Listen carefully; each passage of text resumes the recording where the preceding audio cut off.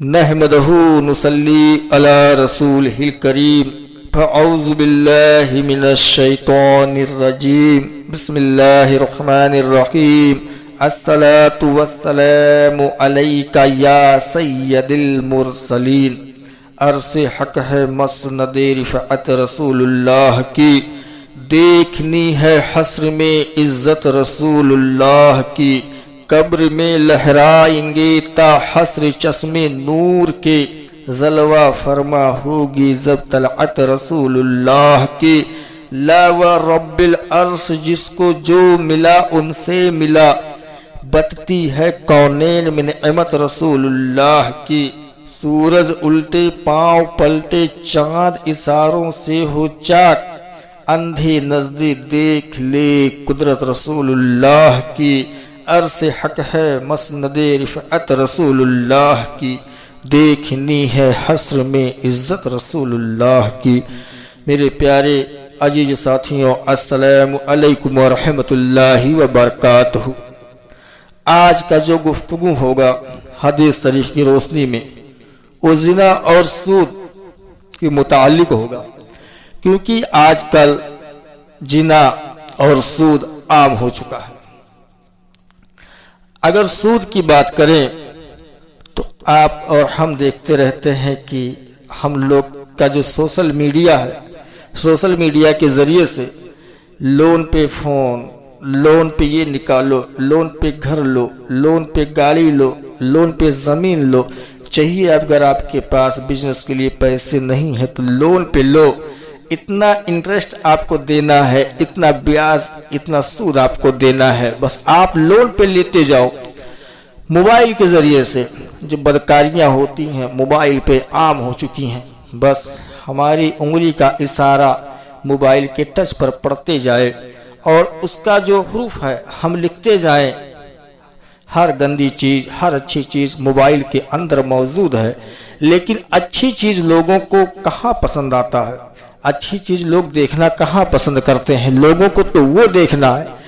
جو ان کے نفس کو مطمئن کرے۔ روح کو مطمئن کرنے کی کوئی ضرورت ان کو نہیں ہوتی، کیونکہ وہ نفس کے غلام ہوتے ہیں، اور جو نفس کے غلام ہوتے ہیں وہ ہر وہی کام کرتے ہیں جو اللہ اور اس کے رسول کی نافرمانیوں میں شمار ہوتا ہے، جو شیطان کی اطاعت میں ہوتا ہے، ایسا ہی کام لوگ کرتے ہیں۔ میرے پیارے عزیز ساتھیوں، آؤ دیکھو کہ حضور کریم صلی اللہ تعالی علیہ وسلم نے کیا فرمایا ہے اپنے پیاری امت کے لیے، جس امت کے لیے نبی کریم صلی اللہ تعالی علیہ وسلم رب حبلی امتی کہتے ہوئے پیدا ہوئے۔ حق نے فرمایا کی بخشا الصلاۃ والسلام، وہ نبی کونین کریم صلی اللہ تعالی علیہ وسلم جو آخری پیغمبر صلی اللہ تعالی علیہ وسلم ہے، جو امام الانبیاء ہے، جو تمام اول اور آخر کے نبی ہیں، جو تمام جن اور انس اور تمام چرندوں پرندوں کے نبی ہیں، جن کے صدقے میں اللہ نے کعبہ کو قبلہ کر دیا، جن کے صدقے میں اللہ نے پوری کائنات کا نظام بنا دیا، جن کے صدقے میں اللہ نے جنت بنا دیا، جن کے صدقے میں اللہ جل شانہ نے جن کا مرتبہ وقار دکھانے کے لیے حشر قائم کر دیا، جن کے صدقے میں اللہ نے ہم لوگوں کو زندگی بخشی، عزت بخشی، دولت بخشی، اور جن کے ہی صدقے میں اللہ نے ہمیں جان اور مال اور آل اولاد سب کچھ عطا فرمایا ہے۔ جو کچھ ہے میرے نبی کا ہے، یہ زمین و جمع تمہارے لیے، یہ مکین و مکان تمہارے لیے، جو کچھ ہے میرے نبی کے لیے ہے، جو کچھ ہے میرے نبی کا صدقہ ہے۔ اگر دنیا بنائی گئی ہے تو انہی کے صدقے میں، اور وہ محبوب کائنات صلی اللہ تعالی علیہ وسلم اپنے امتیوں کے لیے ساری زندگی آپ روتے رہے۔ جب آپ دنیا کے اندر تشریف لاتے ہیں تو بھی امت کا ہی خیال، اور جب دنیا سے رخصتی کا وقت آتا ہے تو حضرت جبرائیل اور حضرت اسرائیل علیہ السلام آتے ہیں آپ کے روح کو قبض کرنے کے لیے، تو آپ فرماتے ہیں اے جبرائیل جاؤ ذرا رب سے یہ تو پوچھ کر آؤ کہ میرے بعد میرے امت کا کیا ہوگا۔ اے میرے پیارے عزیزوں، جب لوگوں کو یہ پتہ چل جاتا ہے کہ اب حضرت اسرائیل علیہ السلام آ چکے ہیں اور ہماری روح کو اب قبض کر لیں گے، تو ہمیں وہاں پر دوسروں کا فکر نہیں ہوتا. ہم نے کہاں کیا رکھا ہے, کتنا کمایا ہے, بچوں کو بلانا ہے, ان کو وصیت کرنا ہے, ان کو بتانا ہے کہ گڑا ہوا دھن کہاں رکھا ہے. لوگ اپنے عزیز کو بلاتے ہیں, اپنے نسل والوں کو, اپنے خون والوں کو بلاتے ہیں, لیکن قربان جاؤ مصطفیٰ جان رحمت صلی اللہ تعالی علیہ وسلم پر, جنہوں نے آخری وقت میں بھی اپنی امت کو ہی یاد کیا, جنہوں نے اپنی امت کے لیے, اپنی امت کی کامیابی کے لیے ساری زندگی گزار دی, جنہوں نے اپنی امت کی رہبری کے لیے 1,24,000 صحابہ کو بھی ہمیں عطا کر دیا. وہ نبی کریم ہیں کہ جنہوں نے اس امت کی اصلاح کے لیے اور مذہب اسلام کو قیامت تک بچانے کے لیے اپنے پیارے نواسے کے بارے میں فرما دیا کہ یہ میرا جو لخت جگر ہے یہ کربلا کی زمین پر پھلا جگہ شہید ہو جائے گا. وہ نبی کریم جو اپنے امت کی کامیابی کے لیے مکہ سے, مکہ والوں نے آپ پر جب ظلم کیا تو پھر آپ وہاں سے ہجرت کر کے مدینہ طیبہ چلے گئے. ہمارے وہ نبی کریم صلی اللہ تعالی علیہ وسلم جو اپنی امت کی کامیابی کے لیے اپنے پیٹ پر پتھر بھی باندھے تھے. ہمارے وہ نبی جو پھاکے بھی رہ لیتے تھے, کبھی کھاتے بھی نہیں تھے. ہمارے وہ نبی جو اپنے امت کو بخشوانے کے لیے رات رات بھر نمازیں پڑھا کرتے تھے. ہمارے وہ نبی کریم صلی اللہ تعالی علیہ وسلم جب قیام میں ہوتے تو امتی کی فکر, جب قرأت میں ہوتے تو امتی کی فکر, جب رکوع میں ہوتے تو امتی کی فکر, جب سجدے میں ہوتے تو امتی کی فکر, جب راستے چلتے تو امتی کی فکر, جب کسی کے پاس ہوتے تو امتی کی فکر, تنہا ہوتے تو امتی کی فکر, عرش الہی پر جب جاتے معراج میں تو بھی امتی کی فکر. ارے قربان جاؤ اللہ کے بندوں, اتنا فکر ہمارے نبی نے کیا ہے, اتنا فکر ہمارے ماں باپ بھی ہمارا نہیں کرتے ہیں. جتنی فکر ہمارے نبی نے ہماری دنیا آخرت کی کامیابی کے لیے کر لیا ہے اتنا فکر ہمارا اور آپ کا کون کرے گا. لیکن افسوس, صد افسوس, ہم اپنے نبی کے احسانوں کو بھول گئے, ہم اپنے پیغمبر اسلام کے احسانوں کو بھول گئے. ہم تو وہی کرتے ہیں جو ہمارا نفس چاہتا ہے, ہم تو وہی کرتے ہیں جو ہمارے نفس کی, ہماری خواہشات کی غذا ہے. ہمیں وہ کام بالکل اچھے نہیں لگتے جس سے میرے نبی کریم صلی اللہ تعالی علیہ وسلم کی آنکھوں میں ٹھنڈک آ جائے. میرے نبی کریم صلی اللہ تعالی علیہ وسلم ارشاد فرماتے ہیں, نماز میرے آنکھوں کی ٹھنڈک ہے. جو بندہ نماز پڑھتا ہے وہ اپنے نبی کریم صلی اللہ تعالی علیہ وسلم کے آنکھوں کو ٹھنڈک پہنچاتا ہے. اے اللہ کے بندو, جن آنکھوں نے ساری زندگی موتی قطرے کی طرح موتیوں کو گرایا, موتیوں کی لڑی کو اپنے آنسو کے شکل میں جنہوں نے پوری زندگی گرایا, جن کی موتی کے شکل میں آنسو جھڑتے رہے, کیا اس محبوب کائنات صلی اللہ تعالی علیہ وسلم کے ہم آنکھوں کو ٹھنڈک نہیں پہنچا سکتے؟ کیا ہم اس محبوب کریم صلی اللہ تعالی علیہ وسلم پر درود اور سلام نہیں بھیج سکتے؟ کیا اس نبی سے ہم شرم کھا کے گناہوں سے نہیں بچ سکتے کہ کیا منہ دکھائیں گے اپنے آقا کریم صلی اللہ تعالی علیہ وسلم کو؟ ہم اگر بدکاری کرتے رہے, ہم اگر زنا کرتے رہے, ہم اگر غیبت چغلخوری کرتے رہے, ہم اگر حق تلفی کسی کا کرتے رہے, ہم اگر شراب پیتے رہے, افیم چرس ہیروئن اگر ہم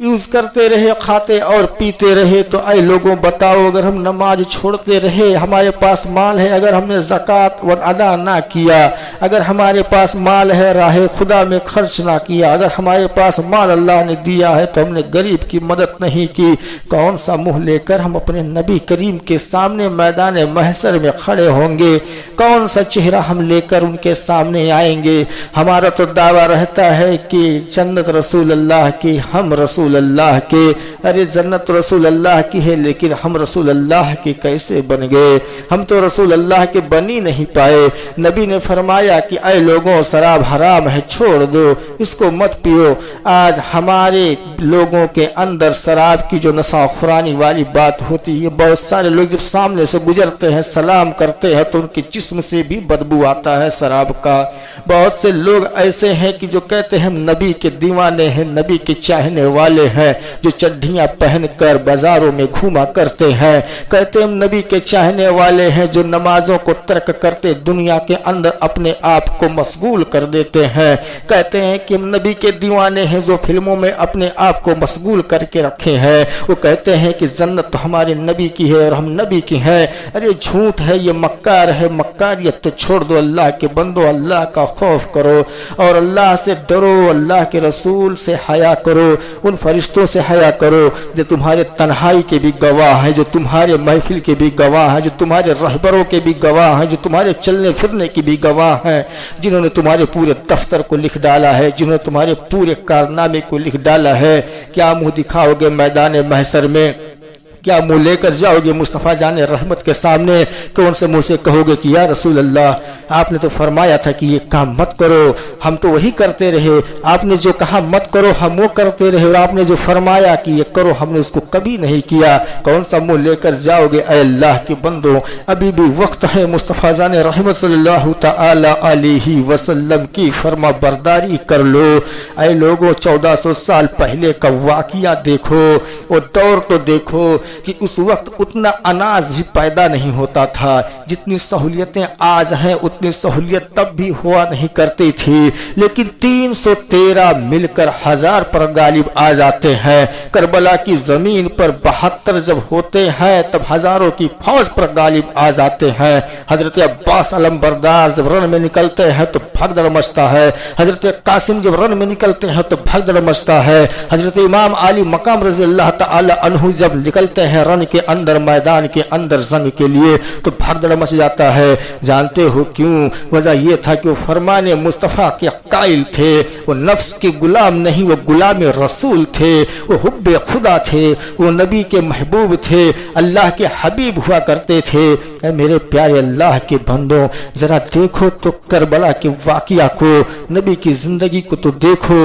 جس دین کو پہنچانے کے لیے ابو لہب نے آپ کے بیٹیوں پر ظلم کیا، جس دین کو ہم تک پہنچانے کے لیے ہمارے نبی نے اپنا خاندان تک چھوڑ دیا، اپنے چچا میر حمزہ کو اپنے ہاتھوں سے آپ نے دفن کیا، وہی نبی کریم صلی اللہ تعالی علیہ وسلم ہے کہ اپنے عزیز اور اپنے اقارب کو اپنے ہاتھوں سے دین کے لیے لوگ شہید ہوتے تھے، ان کو اپنے ہاتھوں سے آپ مدفون کیا کرتے تھے۔ نبی کے قربانیوں کو کیسے بھلا دیتے ہو مسلمانوں؟ نبی سے عشق تو کر کے دکھا دو، اگر تم بن جاؤ گے مصطفیٰ کے تو دنیا آپ کی ہو جائے گی۔ ڈاکٹر علامہ اقبال لکھتے ہیں کہ جو محمد سے وفا تو ہم تیرے ہیں، جہاں چیز کیا ہے لوح قلم سب تیرے ہیں۔ اے اللہ کے بندو، مٹا دو اپنی ہستی کو اگر کچھ مرتبہ چاہیے، کہ دانا خاک میں مل کر گلے گلزار ہوتا ہے۔ ہمارے نبی کریم نے جس چیز کو حرام کر دیا، آج ہم کہتے ہیں کہ یہ حلال ہے، ہم ہند کے اندر ہیں، ہم پر بیاج حلال ہے، ہم بیاج لے سکتے ہیں حکومت سے۔ ارے اللہ کے بندو، دنیا کے تمام مفتی مل جائے، دنیا کے تمام عالم مل جائیں، جو نبی نے حرام کر دیا، جو قرآن میں حرام ہو گیا، اس کا کوئی نچوڑ نکال کر حرام کھلانے کے یا حرام کھانے کے فکار میں نہ رہو یا اس کے فراق میں مت رہو۔ نبی نے جس کو حرام کر دیا وہ حرام ہے۔ سہولیت کے لیے اگر کچھ ایسا کرنا ہے تو اتنے سارے لوگ ہو، ایک دوسرے کی مدد کر دو، کیا کوئی ضروری ہے کہ انٹرسٹ کا پیسہ ہی جائز کر دیا جائے؟ تو ٹھیک ہے، ہم عرب میں نہیں ہیں، ہم ملک ہند میں ہیں، یہاں بدکاری بھی حلال مانی جائے گی، بدکاری بھی حلال کر دیا جائے۔ نبی نے سور کو بھی کھانا حرام کیا تھا، سور کو بھی حلال کر دیا جائے، کیونکہ ہم تو دوسرے ملک کے اندر ہیں، یہاں تو حکومت اسلامی نہیں ہے، یہاں تو غیر کی حکومت ہے، تو غیر کی حکومت میں تو ہمارے لیے بھی تو حلال ہونا چاہیے۔ تو میٹھا میٹھا گپ اور کڑوا کڑوا تھو جو اچھا لگے، جو نفس کو اچھا لگے، جس سے ہمارے بنگلے کھڑے ہوں، ہماری بلڈنگیں کھڑی ہوں، وہ ہمیں اچھا لگتا ہے کہ ہم عربی ہیں، ہم یہاں کے نہیں ہیں، عربی نہیں ہیں، ہم ملک ہند کے ہیں۔ یہاں کی حکومت اگر ہمیں فائدہ دے رہی ہے بیاج کی شکل میں تو لینا ہمارے لیے جائز ہے۔ اے اللہ کے بندوں، آپ علم والوں کی بات میں نہیں کرتا ہوں، علم والے تو پتہ نہیں کہاں کہاں سے کون کون سے سہولیت لا کر امت کو دیتے ہیں، لیکن میں علم والوں سے بھی گزارش کرنا چاہتا ہوں کہ حضور نبی کریم صلی اللہ تعالی علیہ وسلم نے جو حرام کر دیا ہے اسے مسئلہ نکال کر حلال مت کرو، خدا کے لیے مت کرو، اللہ کا خوف کرو، جس کو نبی نے حرام کر دیا ہے اس کو حرامی رہنے دو۔ اگر حکومت ہمیں پیسہ دے رہی ہے، اگر جیون بیمہ سہارا تمام فائننس ہے، اگر ہمیں وہ انٹرسٹ پہ پیسہ دے رہی ہے تو پھر یہ بھی لکھ کر دے دو کہ ہر مسلمان اپنے جیب سے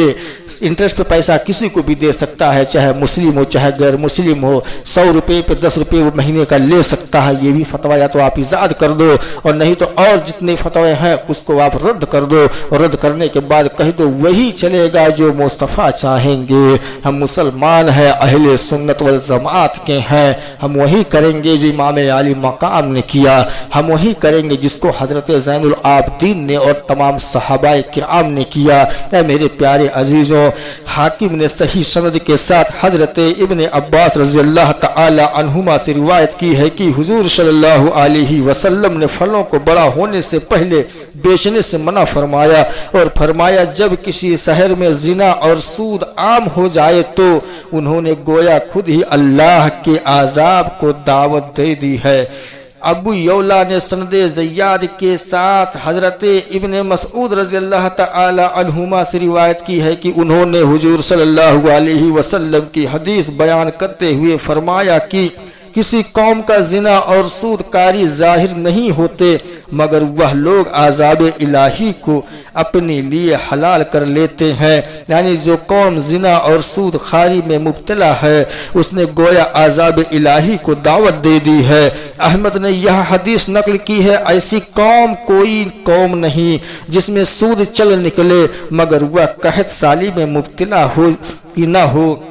وہ ضرور ہو جائے گی، اور جس قوم میں زنا کی کثرت ہو جاتی ہے اللہ تعالی اسے خوف اور قحط عام میں مبتلا کر دیتا ہے، چاہے بارش ہو کیوں نہ ہو جائے۔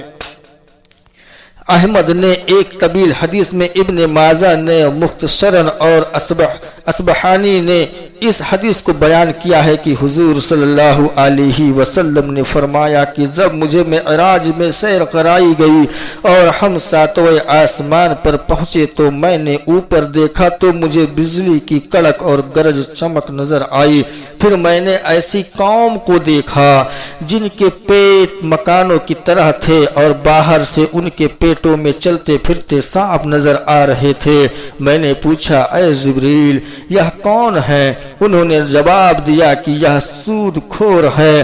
اصبحانی نے حضرت ابو سعید خدری رضی اللہ تعالی عنہ سے روایت کی ہے کہ حضور صلی اللہ علیہ وسلم نے فرمایا جب مجھے آسمانوں کی طرف معراج کرائی گئی تو میں نے آسمان دنیا میں ایسے آدمیوں کو دیکھا جن کے پیٹ بڑے بڑے گھڑوں جیسے تھے، ان کے پیٹ جھکے ہوئے تھے اور وہ فرعون کے پیروکاروں کے راستے میں پڑے ہوئے تھے، اور وہ ہر صبح و شام جہنم کے کنارے کھڑے ہو کر کہتے اے اللہ قیامت کبھی قائم نہ کرنا۔ میں نے جبریل سے پوچھا یہ کون ہے؟ جبریل علیہ السلام نے عرض کی کہ یہ آپ کی امت کے سود خور ہیں، وہ نہیں کھڑے ہوں گے مگر جیسے وہ شخص کھڑا ہوتا ہو جسے شیطان آسیب سے باولا کر دیتا ہے۔ اصبحانی کا قول ہے کہ آل فرعون جو صبح و شام آگ پر پیش کیے جاتے ہیں انہیں رودتے ہوئے گزریں گے۔ طبرانی نے سند صحیح سے روایت نقل کی ہے، آپ نے فرمایا کہ قیامت سے پہلے جنا و سود اور شراب عام ہو جائے گا۔ طبرانی نے قاسم بن عبداللہ وراق رضی اللہ تعالی عنہ سے روایت کی ہے کہ میں نے حضرت عبداللہ بن ابی اوفا رضی اللہ تعالی عنہ کو زعارفہ جہاں سود وغیرہ کاروبار ہوتا ہے کہ بازار میں دیکھا، وہ بازار والوں سے کہہ رہے تھے ایسی عارفہ والوں تمہیں خوشخبری ہو؟ انہوں نے کہا اللہ آپ کو जन्नत की खुशखबरी दे। اے ابو محمد آپ ہمیں کس چیز کی خوشخبری دے رہے ہیں؟ آپ نے فرمایا میں نے رسول اللہ صلی اللہ تعالی علیہ وسلم کو سیارفہ کے لیے فرماتے ہوئے سنا ہے کہ انہیں آگ کی بصارت دے دو۔ طبرانی کی حدیث ہے کہ اپنے آپ کو ان گناہوں سے بچا جن کی مغفرت نہیں ہوتی۔ خیانت ایسا ہی ایک گناہ ہے جو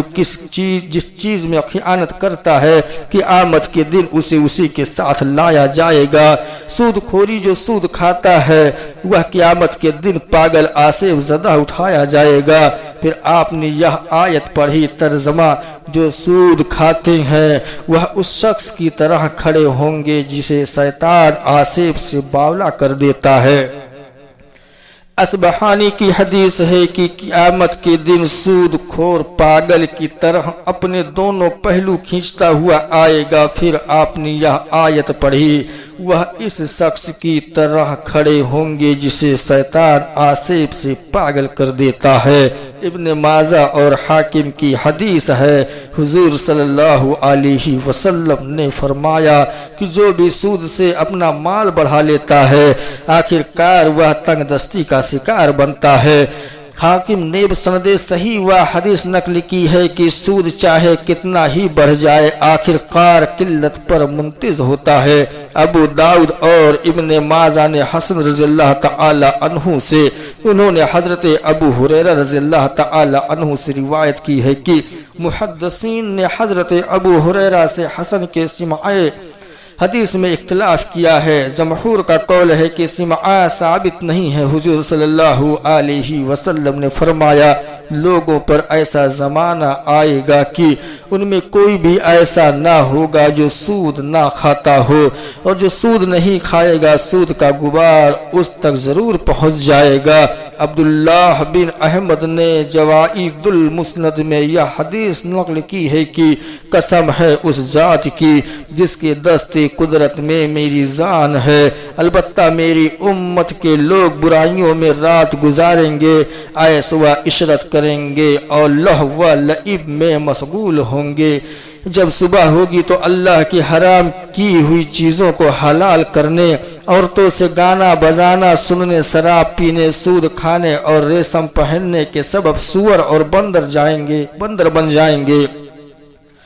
احمد اور بیہقی کی حدیث ہے حضور صلی اللہ علیہ وسلم نے فرمایا اس امت کا ایک گروہ کھانے پینے اور لہو و لعب میں رات گزارے گا، جب صبح کریں گے تو ان کی صورتیں مسخ ہو چکی ہوں گی، وہ بندر اور سور ہوں گے، اور البتہ وہ زمین میں دھسیں گے اور ان پر پتھر برسائے جائیں گے، یہاں تک کہ لوگ کہیں گے فلاں گھر اور فلاں لوگ زمین میں دھس گئے ہیں، اور بلا صبح ان پر پتھروں کی بارش کی جائے گی جسے قوم میں لوط پر کی گئی تھی، ان کے قبیلوں پر اور ان کے گھروں پر یہ مصیبت ان کے شراب پینے، ریشمی لباس پہننے، گانے بجانے کی محفلیں منعقد کرنے، سود کھانے اور قطع رحمی کے سبب ہوگا۔ اور ایک خصلت کو بیان کرنا رابع بھول گئے۔ میرے پیارے عزیزوں، یہ جو ہم نے اتنی ساری حدیثیں آپ لوگوں کو سنائی ہے کیونکہ اکثر علماء بھی میرے ریکارڈنگ میرے بیان کو سنتے رہتے ہیں، تو حضور اعلیٰ میں عرض کرنا چاہتا ہوں کہ یہ مکاشفۃ القلوب کے اندر 413 صفحہ نمبر سے لے کر آپ شروع کر دیں، جس میں زنا اور سود کا عام ہو جانا عذاب الہی کو دعوت دینا ہے۔ میرے پیارے عزیز ساتھیوں، آپ نے ابھی سنا کہ نبی کریم نے کیا فرمایا ہے کہ سود کھانے والے قطع رحمی کے سبب اور یہ خصلت کو بیان کرنا رابع بھول گئے،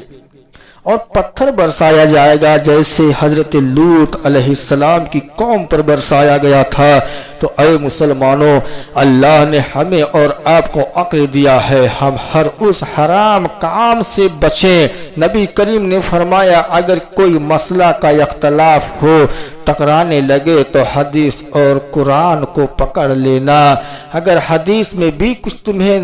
کمیاں محسوس آئے قرآن کو پکڑ لینا۔ حدیث اور قرآن میں تو کبھی اختلاف ہو ہی نہیں سکتا، ہاں راوی میں کچھ اختلاف ہو سکتا ہے، روایت کرنے والوں میں ہو سکتا ہے کچھ گڑبڑی ہو جائے، لیکن یہ کتاب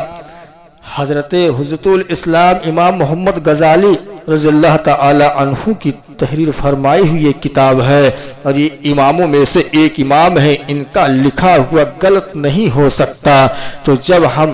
اپنے نبی کے قرآن کو مانتے ہیں، توحید اور رسالت کو مانتے ہیں، اللہ کا ایک ہونا، فرشتوں پر ایمان رکھتے ہیں، جنت اور جہنم اور قیامت پر، حشر پر، میزان پر، پل صراط پر ایمان رکھتے ہیں، تو اے میرے پیارے عزیزوں، جب 6666 آیتوں پر ہمارا ایمان ہے، ہم عرب میں نہیں، ہم ہندوستان میں ہیں، جب اللہ کے پیارے حبیب کے حدیثوں پر، فرمانوں پر ہمارا ایمان ہے، تو کیا ہمارے لیے سود کا ہی مسئلہ بچا تھا؟ کیا ہمارے لیے سود ہی حلال ہو جائے گا؟ ذرا غور و فکر تو کرو، چھوٹی زبان بڑی باتیں تو لگیں گی آپ کو، میری باتیں سن کر تو ضرور آپ کے اندر خلبلی تو مچیں گی، لیکن اللہ کے بندو، یہ جو میں کہہ رہا ہوں، میں گڑھی ہوئی بات نہیں کہہ رہا ہوں، وہی حدیث شریف بتا رہا ہوں کہ جو مصطفیٰ جان رحمت صلی اللہ تعالی علیہ وسلم کا فرمایا ہوا ہے۔ کہنے اور سننے میں اگر کوئی غلطی ہوئی ہو، کمی کوتاہی ہوئی ہو،